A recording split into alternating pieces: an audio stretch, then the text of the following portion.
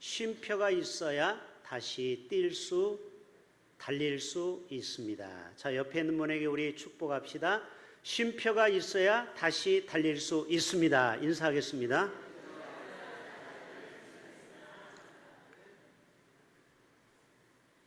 드디어 이제 휴가철이 다가옵니다. 이제 이번 주, 다음 주가 우리나라에 제일 휴가를 많이 가는 피크입니다. 70%가 전 국민이 이번 주와 다음 주에 휴가를 떠나게 됩니다. 그런데 제가 설교 준비하면서 한 가지 의문이 들었습니다. 맨날 놀고 먹는 사람은 과연 이 말씀이 해당될까? 뭘 쉴 게 없는데, 지금도 쉬는데, 내일도 쉴 건데, 모레도 쉴 텐데, 그런 분들에게 과연 이 말씀이 유효할까? 절반은 맞고 절반은 틀리다고 제가 판단이 됐습니다. 왜 그러느냐? 쉬는데 직장을 구하고 싶어도 직장이 없어 쉬는 분도 있잖아요. 사업을 해도 사업을 하고 싶어도 일감이 없는 분도 있잖아요. 그래서 우리는 쉬는 사람들을 정죄해서는 안 되겠구나. 그런 깨달음이 저에게 와요. 그런데 또 절반은 맞긴 맞아요. 아니, 어르신들은 해당 안 돼요. 은퇴하시고 쉬어야죠. 계속. 그런데 아직은 일할 수 있는 젊은이가 일도 안 하고 그냥 놀고만 있다. 이거는 과연 무슨 심리일까? 저는 궁금하면 못 참아요. 그래서 제가 연구해 봤어요. 이 게으른 자의 심리가 있더라고요. 10가지가. 제가 그것을 보고 깜짝 놀랐어요. 게으른 사람을 우리는 판단하고 정죄하지 맙시다. 첫째, 게으른 자에게는 심리가 실패에 대한 두려움이 있더라고요. 맞는 것 같아. 뭐를 해도 자신이 없는 거예요. 또 실패할까 봐. 연애를 해도, 사업을 해도, 장사를 해도. 그러니까 사람이 일을 안 하니까 게을러 보이는 것 뿐이에요. 진짜 그분이 게을러지고 싶어서 게을른 게 아니라는 거죠. 또 하나는 자신감이 부족한 사람이 있어요. 성격적으로 I형이 있죠. 내성적이고. 지금 저를 보고 자꾸 웃는 분들은 너무 공감이 되나 봐요. 그래요. 이런 분들은 자신감이 없어서 시도를 안 하는 겁니다. 또 하나는요, 목표가 분명치가 않아요. 그러니까 게을를 수밖에 없죠. 또 하나는요, 책임을 회피하는 사람들, 또 부모에 의존하는 사람들, 이런 사람은요, 게을를 수밖에 없어요. 그리고 작은 성공의 경험이 없어요. 그러니까 무슨 일을 하려고 하는 의욕이 없는 거죠. 성공해 본 경험이 없기 때문에. 그러면 어떻게 되냐? 사람이 게을러지는 거예요. 그리고 영적으로 나태해지는 것입니다. 그런 분들에게 제가 도전할게요. 잠언 13장 4절에 게으른 자는 마음으로 원하는 것을 얻지 못하나 부지런한 자의 마음은 풍족함을 얻느니라. 그래요. 게으른 자는요, 뭐를 얻고 싶어도 얻을 수가 없어요. 게으르기 때문에. 그러나 부지런한 자는 자기가 원하는 것을, 꿈을 펼칠 수가 있는 것이죠. 여러분, 성경에도 게으른 자에는 누구에게 가서 배우라고 했어요? 개미에게 가서 배우라고 했죠. 그래서 우리는 열심히 일하는 자에게는 쉴 권한이 있는 거예요. 그래서 반드시 열심히 일한 사람은 휴식을 가져야 돼요. 자, 휴식하는 휴자는 사람인변의 나무 목자입니다. 이해되시죠? 휴식은 어디에서 해야 돼요? 나무 옆에 가서 휴식을 취해야 되는 거예요. 피톤치드도 받고 또 그 나무 그늘 밑에서 쉼을 얻어야 돼요. 너무 우리가 도시로 가면은요, 쉬는 게 아니에요. 더 피곤해. 휴가 갔다 와서 더 피곤한 사람이 의외로 많습니다. 그래서 여러분, 휴가 계획을 좀 일주일을 짜면은 며칠은 자연 속에 있어요. 자연 속. 제가 추천하는 데가 있어요. 섬으로 들어가세요. 무인도. 핸드폰이 안 터집니다. 그래야 일에 대한 걱정이 없는 거예요. 어떤 사람은요, 여행 가도 휴대폰이 계속 뭐가 와요. 또 답장을 줘야 돼요. 이러면요, 휴가가 휴가 같지가 않아요. 그래서 휴가 1번지 어디로 가라? 무인도 섬으로 가라. 거기에는 핸드폰도 안 터지고 나만이 자연 속에서 쉴 수 있는 공간입니다. 그래서 여러분, 자동차를 타고 가도 반드시 휴게소에 1시간 달리다가 쉬어야 돼요. 맞지요? 왜 그러냐면 졸릴 수도 있고요, 판단력이 흐려질 수 있다 보면 졸음운전할 수가 있어요. 그래서 반드시 휴게소는 쉬라고 만든 거예요. 핫바도 맛있고 커피도 맛있지만 우리가 쉬어가야 더 달릴 수 있어요. 서울까지 가려면 몇 번 쉬면 좋을까요? 네, 여러분 마음대로 쉬면 돼요. 저는 보통 딱 1번 쉬고 갑니다. 왜? 빨리 가고 쉬고 싶어서. 근데 이건 욕심이에요. 서울까지 가려면 한 3번은 쉬어야 돼요. 그래야 안전할 수 있어요. 여러분, 메시지 성경을 보고서 제가 깜짝 놀랐습니다. 이 오늘 읽은 본문을 전혀 다른 해석이 나와요. 잘 들어보세요. 메시지 성경에 보면은 이 말씀을 이렇게 해석합니다. 너희는 피곤하고 지쳤느냐? 종교 생활에 탈진했느냐? 그래요. 목사, 장로, 권사로서 지칠 때가 있어요. 나에게 오너라. 나와 함께 길을 나서면 너희 삶은 회복될 것이다. 이게 소망이에요. 내가 너희에게 제대로 쉬는 법을 가르쳐 주겠다. 가르쳐 주겠대요. 잘 들어보세요. 나와 함께 걷고 나와 함께 일하여라. 내가 어떻게 하는지 잘 보아라. 자연스러운 은혜 리듬을 배워라. 리듬을 갖고 신앙생활을 해라. 나는 너희에게 무겁거나 맞지 않는 짐을 지우지 않는다. 나와 함께 있으면 자유롭고 가볍게 사는 법을 배울 것이다. 일리가 있죠? 주님과 함께하는 휴가가 가장 좋은 휴가라는 거예요. 혹시 여러분 이런 생각 안 해봐요? 출발할 때 주님 따라오지 마세요. 이번에는 아주 마음 독하게 우리가 빡세게 놀 겁니다. 좀 재밌는 데도 갈 거예요. 그러니까 절대 주님 꿈에라도 나타나지 마세요. 부담스러워요. 주님이 갑자기 나타나면 부담스럽잖아요. 여러분 그렇게 생각하면 안 돼요. 주님이 함께 동행하는 삶이 가장 행복하고 안전한 휴가가 된다라는 거예요. 요즘 축구를 할 때 새로운 피파에서 규칙을 세웠습니다. 전반전 뛰고 쉬는 거는 다 알고 있어요. 15분.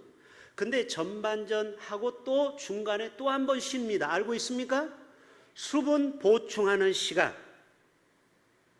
이거를 뭐라고 그래요? 하이드레이션 브레이크 타임이라고 그래요. 브레이크는 뭐예요? 딱 멈추라는 거예요. 여러분 축구가 어마어마하게 힘이 많이 들어간 운동이에요. 탈진해서 쓰러질 수가 있으니까 강제 조항을 넣은 거예요. 반드시 전반전도 중간에 쉬어서 물을 먹어야 돼요. 이게 뭐냐? 45분을 뛰려면 우리의 인생이 80, 90까지 살려면 휴가라는 시간도 필요하다 이 말이에요.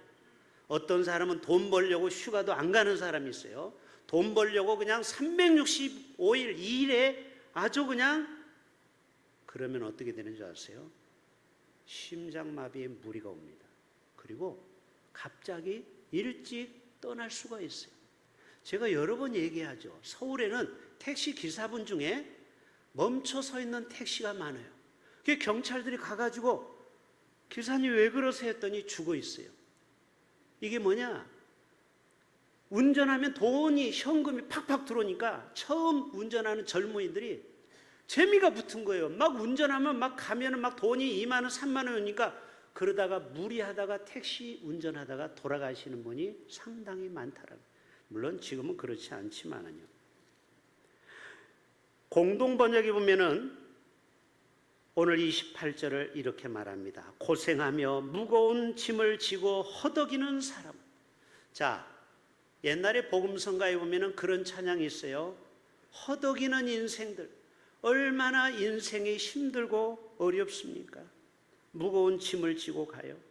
지금도 불 앞에서 식당에서 그 짜장면 7,000원짜리를 팔기 위해서 얼마나 이거를 돌립니까?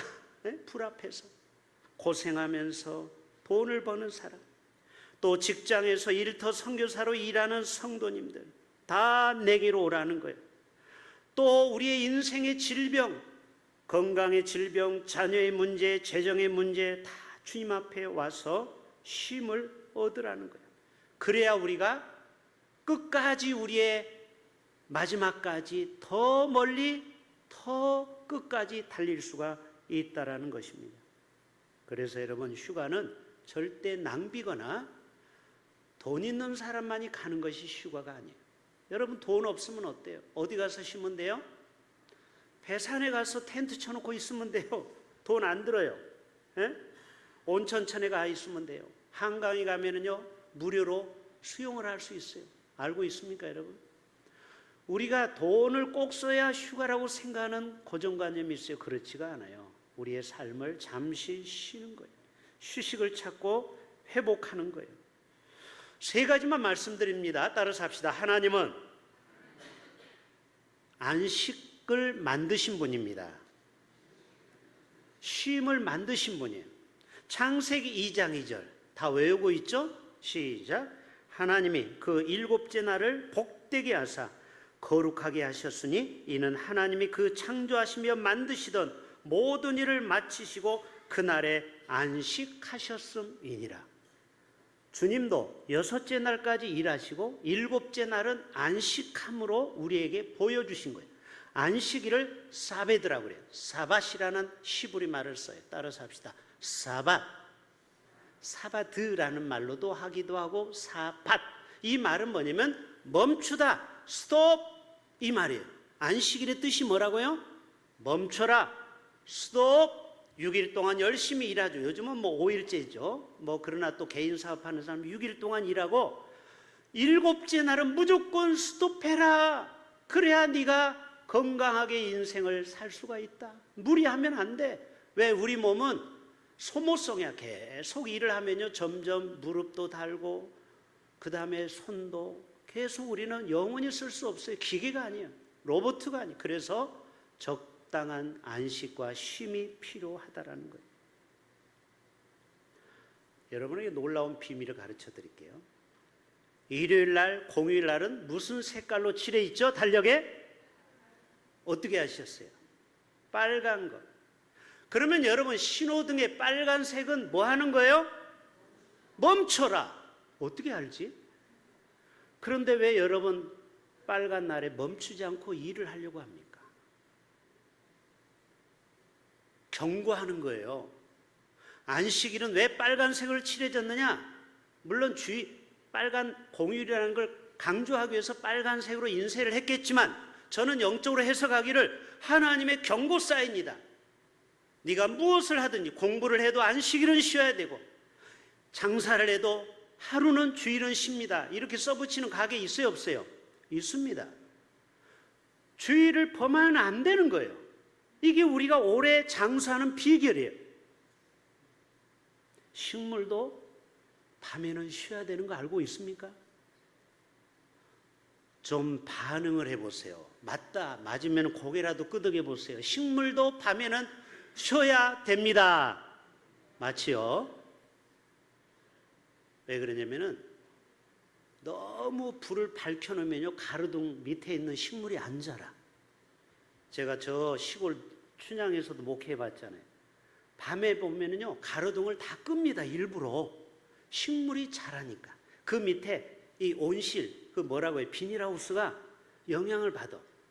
여러분, 모든 식물, 동물, 인간은 밤에 잠을 자야 돼. 안식이 필요한 거예요. 그렇지 않으면은 식물이 우리에게 해로운 영양소가 될 수가 있어요. 좋은 영양소가 될 수가 없는 겁니다. 자동차도 계속 달리면 엔진이 과열이 되죠. 휴대전화도 충전이 필요하죠. 시간과 이 사람과 쉼은 반드시 필요한 것입니다. 두 번째, 따라서 합시다. 참된 안식은 예수님 안에 거하는 삶입니다. 여러분, 파스칼은 쉼을 이렇게 말하고 있어요. 인간의 모든 불행은, 잘 들어보세요, 혼자 조용히 방에 머물러 있지 못하는 데서 시작된다. 이거는 저한테 하는 말이에요. 저는 가만히 있지를 못하거든요. 아주 활동형이거든요. 이런 사람이 조심해야 돼요. 이런 사람이 갑자기 쓰러지면 큰일 나는 거예요. 쉼이 없이 늘 부지런한 사람, 하루도 가만히 있지 못하고 그냥 돌아다니고 일하고 스트레스 받고, 그러면 언제 경건 훈련합니까? 언제 하나님과 대면합니까? 그래서 여러분, 거룩한 게으름도 필요한 거예요. 어떤 때는 아무 일도 하지 말고, 그래서 CCC에서도 일주일 금식 기도도 하고 3일 금식 기도 하는 거예요. 밥도 안 먹고 핸드폰도 안 하고 이메일도 확인하지 말고 유튜브도 그만 보고 딱 그 시간은 말씀과 기도에 집중하는 삶이 필요한 거예요. A.W. 토저도 하나님 안에서 쉬는 영혼만이 세상을 이길 힘을 얻는다라는 거예요. 이게 바로 영성이에요. 영성은 어디에 있느냐?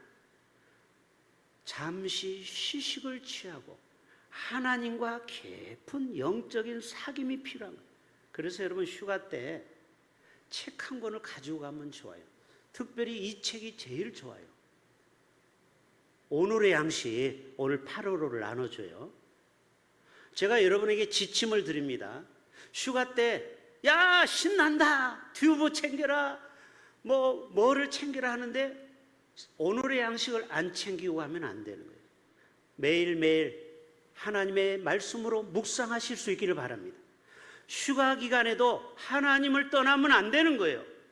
휴가 기간에도 수요일 날에는 예배를 드리세요. 가까운 지역에 가서. 왜 아멘을 안 해요? 여러분, 휴가면은 새벽 예배, 수요 예배 다 땡땡이 까니까 신난다, 신난다, 신난다 이러면 안 되고, 아무리 여러분 일주일 동안 밖을 나가도 수요 예배 때는 가까운 교회 나가시고, 이 개척교회 좀 가세요. 가서 좀 헌금도 하시고. 하나님이 기뻐하는 일이 뭐냐? 휴가라고 해서 하나님을 팽개치고 다니면 안 된다. 늘 운전대를 붙잡으면서, 주님, 우리 식구 5명이 가지만 우리 식구는 6명입니다. 왜? 예수님이 이 자리에 계십니다. 할렐루야. 어떤 사람이 비싼 리조트, 요즘 풀빌라라고 아십니까? 우리 교회도 어떤 장로님이 풀빌라를 1층, 2층을 통째로 빌렸어요. 거기에 큰 수영장도 있고 70만 원 들여가지고 온 가족들이 한 20, 30명이 모여서 3대가 재밌게 지내는 거예요. 여러분, 돈은 그럴 때 쓰라고 있는 거예요. 그거 아까운 게 아닙니다. 가족들이 모여서 회복하는 시간도 필요한 거예요. 그런데 그 시간에 열심히 핸드폰만 만져거리는 사람이 있어요. 막 여전히 회사에서 전화 오고 사업에 전화 오고, 그러면은 그분은 정말 휴가를 휴가답게 보내는 게 아닌 거죠. 세 번째, 따라서 합시다. 마지막. 휴식은 회복의 시간입니다. 여러분, 휴가 갔다 오면은 우리의 직장과 삶과 학교 생활, 신앙 생활이 다시 리스타팅, 다시 재충전이 돼서 힘차게 사역으로 들어갈 수 있도록 스탠바이를 하고 오셔야 돼요. 여러분, 요한복음 21장이면은 예수님이 부활하시기 전 7 제자에게 나타나셨습니다. 디베랴 호숫가에서 아무것도 잡지 못하며 실망하고 낙담하고 좌절할 때 주님이 말씀합니다. 애들아, 너희에게 고기가 있느냐? 참 얼마나 참 정답 있는 말씀이에요. 따라서 합시다. 애들아. 친한 사람에게만 하는 말이잖아요. 애들아, 너희가 지금 고기를 잡고 있는데 몇 마리나 잡았느냐? 아무것도 없나이다. 그때 주님이 뭐라고 했어요? 배 오른편에 그물을 내려라. 그때 순종하고 했더니 몇 마리를 낚았어요? 153마리를 낚습니다. 그리고 그 생선을 잡아가지고 숯불에 구워가지고 그거를 테이블을 차려놓고 제자들을 초청해서 음식을 같이 먹는 거예요. 예. 그래서 그때 숯불구이가 최초로 나온 겁니다. 예수님은 숯불 생선을 다 구워줘가지고 베드로 수고했지, 또 휴가도 못 갔다며 이거 먹고 힘내라, 위로를 받는 회복의 시간이었어요. 그리고 요한의 아들 시몬아, 베드로에게 뭐라고 합니까? 내가 이 사람들보다 나를 더 사랑하느냐? 예수, 내가 주님 더 사랑하는 거 왜 주님 모르십니까? 내 양을 먹이라. 3번이나 물어보죠. 내 양을 치라, 내 어린 양을 먹이라. 왜 3번씩 물어봤다고 했어요? 베드로가 예수님을 몇 번 부인했어요? 3번 부인했죠. 그 베드로의 상처난 구멍을 주님은 회복시켜 준 거예요. 그래서 베드로가 그때부터 복음을 위해서 멋지게 살다가 거꾸로 십자가형에서 순교를 당하셨습니다. 베드로는 예수님을 만난 이 디베라 사건이 AD와 BC로 갈라집니다. 완전히 회복이 된 거예요. 영적인 회복. 여러분도 이번 휴가 기간이 영적 회복의 사건이 되기를 바랍니다. 여러분의 몸도 마음도 영혼도 좀 쉼을 갖고 주님과의 관계도 회복도 하시고, 또 여러분 마음에 힘든 일도 잠시 내려놓고 생선구이도 드시고 맛있는 고기도 드시고 또 바닷가에 가서 바다도 보시고, 그래서 재충전하시고 돌아오는 겁니다. 마가복음 6장에도 예수님이 휴가를 명하셨어요. 야, 이런 본문이 있는 거 제가 처음 알았어요. 예수님도 휴가를 갔다 오라고 명한 거 여러분 아십니까? 사람이 많아 제자들이 음식 먹을 겨를도 없었더라. 여러분, 예수님만 바쁜 게 아니고 제자들도 얼마나 바빴는지 여러분 아십니까? 5,000명에게 떡을 나눠주고 생선을 나눠주려고 하니까 얼마나 바빠요. 네? 그때 그걸 보고 안타깝게 여기고 예수님이 제자들에게 휴가 갔다고, 휴가를 다녀오라고 합니다. 따라서 합시다. 너희는 잠시 따로 한적한 곳에 가서 잠깐 쉬어라. 예수님이 휴가 갔다 오라고 한 거예요. 그렇죠? 여러분, 예수님이 제자들을 볼 때 열심히 일 안 한다고 채찍질만 가한 게 아니고 휴가도 보내주고 좀 쉬었다 오라 이 말. 얼마나 나와 함께 사역하니라고 지친 제자들을 위로하는 말씀. 너희도 잠시 따로 한적한 곳에 가서 잠깐 쉬어라. 그래서 여러분, 휴가는 너무 많은 곳에 가면은 도리어 스트레스를 받아요. 그러니까 사람이 없는 곳에 가는 게 제일 휴가는 좋아요. 그래서 어디로 가라고요? 무인도 섬을 추천합니다. 무인도, 아무도 없는 거기. 외국으로 추천하자면 팔라우가 제일 좋아요. 저는 팔라우라는 섬이 있어요. 사이판 괌은 너무 많아, 관광객들이. 근데 팔라우는요, 사람들이 잘 몰라서 휴가를 잘 안 와. 제가 팔라우를 옛날에 선교 사역을 했었잖아요. 40일 동안 배를 타고. 말씀을 정리합시다. 여러분, 우리가 휴가를 떠날 때, 야, 여권 준비해라, 여권. 야, 카드 준비해라. 그리고 맛집 다 예약했느냐? 그리고 좋은 숙소, 또 유명한 커피숍 다 알아보고 가죠. 그것도 중요하지만 수고하고 무거운 짐진 자들아, 다 내게로 오라. 내가 너희를 편히 쉬게 하리라 하신 그 주님의 안식의 품에 들어가서 주님과 함께 휴가를 보낸다면 저와 여러분의 몸과 마음은 영원히 반드시 회복되어서 주님과 함께 7월 이후 8월 이후에 남은 삶이 주님 안에서 복된 삶을 다 살아가게 될 줄로 믿습니다. 하나님 아버지, 감사합니다.